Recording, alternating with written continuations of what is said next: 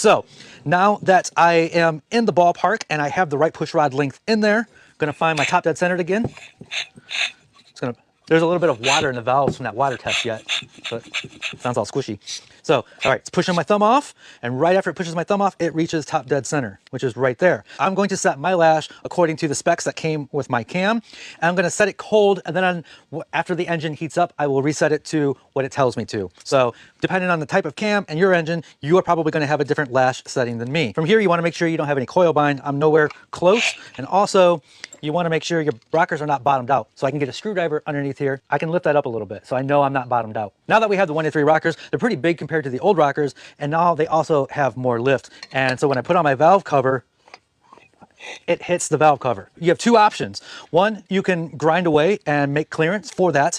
The option that I like using is this valve cover spacer right here. So we'll put that on. You'll need to put, that means you'll need twice as many gaskets. So you put a gasket on there, you put the valve cover spacer, and then you put another gasket on there.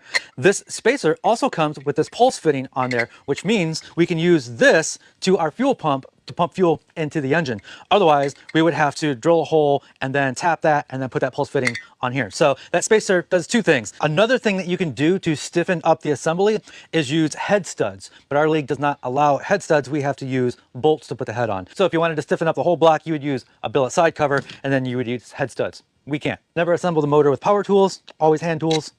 Get the spark plug in, put the carburetor studs back on. Carburetors, a whole nother subject, a whole nother 10-part series that I know nothing about. We use a stock pairing carb, but they're highly modified. There's a new low idle jets, a new main jets, a new E-tube, and then this one is the Venturi is bored out a little bit. I don't do any of this myself because they're relatively cheap, you know, just a little over $100. There are plenty of places online that you can buy them. I got mine locally, but you can get them from NR Racing or ARC already bored out with the jetting that you may need. This is the insulator plate that comes with your carburetor or comes with the motor from Harbor Freight.